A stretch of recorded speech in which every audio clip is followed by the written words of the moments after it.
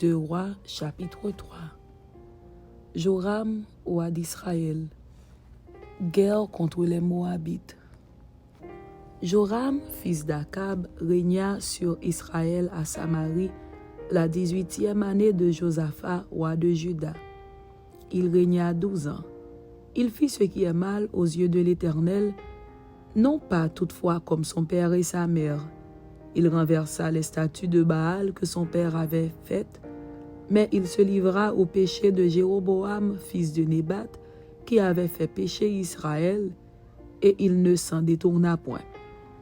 Mécha, roi de Moab, possédait des troupeaux, et il payait au roi d'Israël un tribut de 100 000 agneaux et de 100 000 béliers avec leur laine. À la mort d'Akab, le roi de Moab se révolta contre le roi d'Israël. Le roi Joram sortit alors de Samarie et passa en revue tout Israël. Il se mit en marche et il fit dire à Josaphat, roi de Juda, « Le roi de Moab s'est révolté contre moi. Veux-tu venir avec moi attaquer Moab ?» Josaphat répondit, « J'irai, moi comme toi, mon peuple comme ton peuple, mes chevaux comme tes chevaux. » Et il dit, « Par quel chemin monterons-nous » Joram dit, « Par le chemin du désert d'Édom. » Le roi d'Israël, le roi de Juda et le roi d'Édom partirent, et après une marche de 7 jours, ils manquèrent d'eau pour l'armée et pour les bêtes qui la suivaient. Alors le roi d'Israël dit, « Hélas, l'Éternel a appelé ces 3 rois pour les livrer entre les mains de Moab. » Mais Josaphat dit, « N'y a-t-il ici aucun prophète de l'Éternel par qui nous puissions consulter l'Éternel » L'un des serviteurs du roi d'Israël répondit, « Il y a ici Élisée, fils de Shaphat, qui versait l'eau sur les mains d'Élie. » Et Josaphat dit, « La parole de l'Éternel est avec lui. » Le roi d'Israël, Josaphat et le roi d'Édom descendirent auprès de lui. Élisée dit au roi d'Israël, « Qu'y a-t-il entre moi et toi? Va vers les prophètes de ton père et vers les prophètes de ta mère. » Et le roi d'Israël lui dit, « Non, car l'Éternel a appelé ces 3 rois pour les livrer entre les mains de Moab. » Élisée dit, « L'Éternel des armées, dont je suis le serviteur, est vivant. Si je n'avais égard à Josaphat, roi de Juda, je ne ferais aucune attention à toi et je ne te regarderai pas. Maintenant, amenez-moi un joueur de harpe. » Et comme le joueur de harpe jouait, la main de l'Éternel fut sur Élisée. Et il dit, « Ainsi parle l'Éternel. Faites dans cette vallée des fosses, car ainsi parle l'Éternel. Vous n'apercevrez point de vent, et vous ne verrez point de pluie. Et cette vallée se remplira d'eau, et vous boirez, vous, vos troupeaux et votre bétail. Mais cela est peu de choses aux yeux de l'Éternel. Il livrera Moab entre vos mains. Vous frapperez toutes les villes fortes et toutes les villes d'élite. Vous abattrez tous les bons arbres. Vous boucherez toutes les sources d'eau, et vous ruinerez avec des pierres tous les meilleurs champs. » Or, le matin, au moment de la présentation de l'offrande, voici, l'eau arriva du chemin d'Édom, et le pays fut rempli d'eau. Cependant, tous les Moabites ayant appris que les rois montaient pour les attaquer, on convoqua tous ceux en âge de porter les armes et même au-dessus, et ils se tinrent sur la frontière. Ils se levèrent de bon matin, et quand le soleil brilla sur les eaux, les Moabites virent en face d'eux les eaux rouges comme du sang. Ils dirent, « C'est du sang. » Les rois ont tiré l'épée entre eux. Ils se sont frappés les uns les autres. Maintenant, Moabites au pillage, et ils marchèrent contre le camp d'Israël. Mais Israël se leva et frappa Moab, qui prit la fuite devant eux. Ils pénétrèrent dans le pays et frappèrent Moab. Ils renversèrent les villes, ils jetèrent chacun des pierres dans tous les meilleurs champs et les en remplirent. Ils bouchèrent toutes les sources d'eau et ils abattirent tous les bons arbres. Et les frondeurs enveloppèrent et bâtirent Kiraréset, dont on ne laissa que les pierres. Le roi de Moab, voyant qu'il avait le dessous dans le combat, prit avec lui 700 hommes tirant l'épée pour se frayer un passage jusqu'au roi d'Édom. mais ils ne purent pas. Il prit alors son fils premier-né, qui devait régner à sa place, et il l'offrit en holocauste sur la muraille. Et une grande indignation s'empara d'Israël, qui s'éloigna du roi de Moab et retourna dans son pays.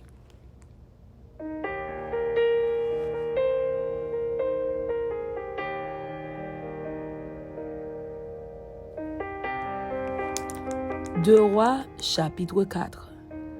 Miracle d'Élisée, l'huile de la veuve. Une femme d'entre les femmes des fils des prophètes cria à Élisée en disant: Ton serviteur, mon mari, est mort, et tu sais que ton serviteur craignait l'Éternel. Or, le créancier est venu pour prendre mes 2 enfants et en faire ses esclaves. Élisée lui dit: Que puis-je faire pour toi? Dis-moi, qu'as-tu à la maison? Elle répondit: Ta servante n'a rien du tout à la maison qu'un vase d'huile. Et il dit: Va demander au dehors des vases chez tous tes voisins des vases vides et n'en demande pas un petit nombre. Quand tu seras rentré, tu fermeras la porte sur toi et sur tes enfants. Tu verseras dans tous ces vases et tu mettras de côté ceux qui seront pleins. Alors elle le quitta. Elle ferma la porte sur elle et sur ses enfants. Il lui présentait les vases et elle versait. Lorsque les vases furent pleins, elle dit à son fils: Présente-moi encore un vase. Mais il lui répondit: Il n'y a plus de vase. Et l'huile s'arrêta. Elle alla le rapporter à l'homme de Dieu et il dit: Va vendre l'huile et paie ta dette, et tu vivras toi et tes fils de ce qui restera. Le fils de la Sunamite. Un jour, Élisée passait par Sunem. Il y avait là une femme de distinction qui le pressa d'accepter à manger. Et toutes les fois qu'il passait, il se rendait chez elle pour manger. Elle dit à son mari: Voici, je sais que cet homme qui passe toujours chez nous est un saint homme de Dieu. Faisons une petite chambre haute avec des murs et mettons-y pour lui un lit, une table, un siège et un chandelier, afin qu'il s'y retire quand il viendra chez nous. Élisée, étant revenu à Sunem, se retira dans la chambre haute et y coucha. Il dit à Géasi, son serviteur: Appelle cette Sunamite. Géasi l'appela, et elle se présenta devant lui. Et Élisée dit à Géasi: Dis-lui, voici, tu nous as montré tout cet empressement. Que peut-on faire pour toi? Faut-il parler pour toi au roi ou au chef de l'armée?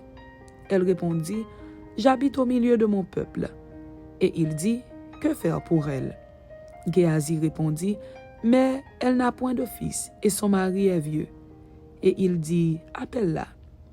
Géasi l'appela, et elle se présenta à la porte. Élisée lui dit: À cette même époque, l'année prochaine, tu embrasseras un fils.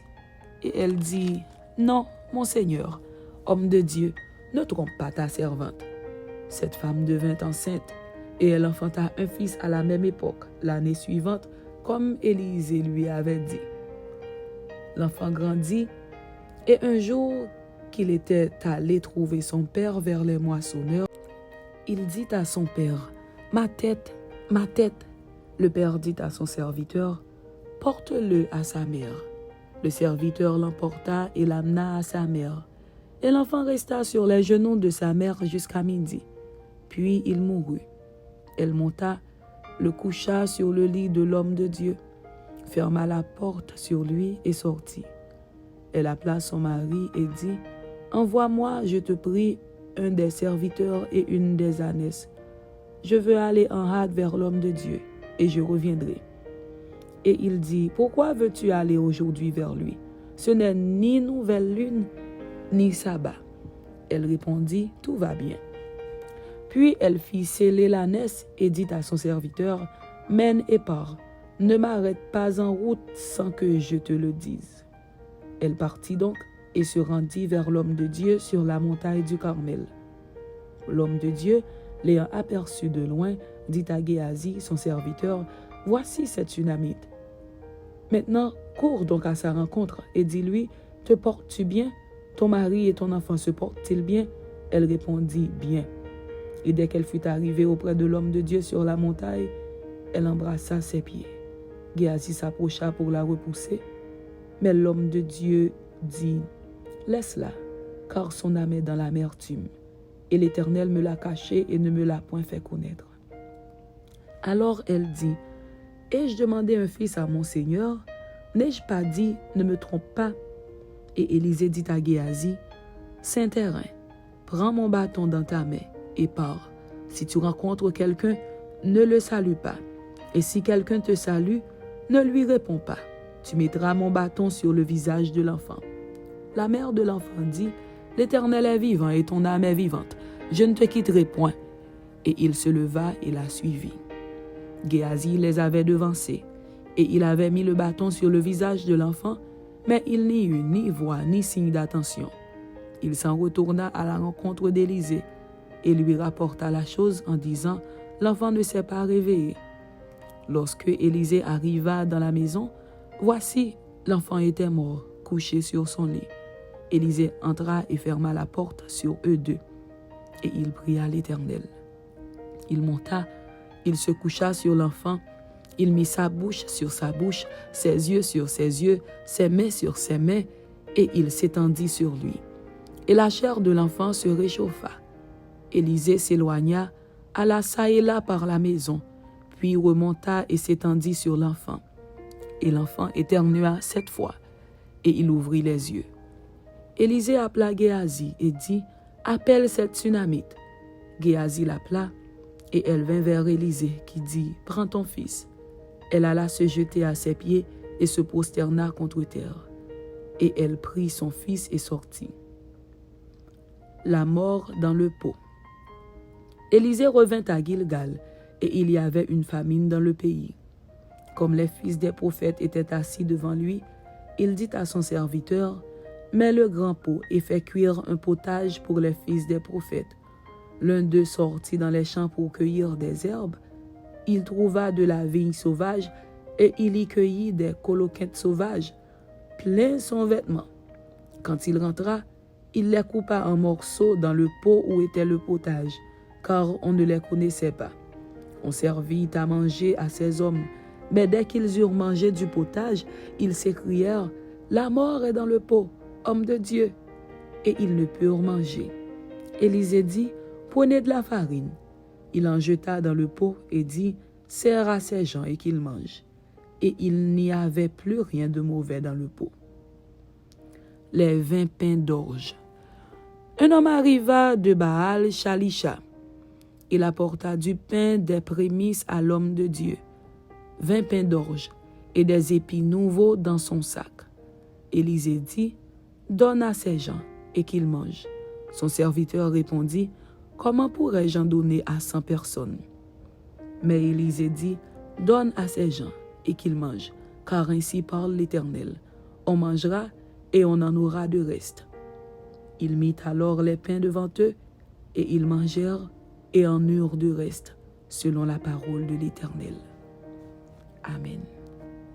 C'était 2 Rois chapitre 3 et 2 Rois chapitre 4.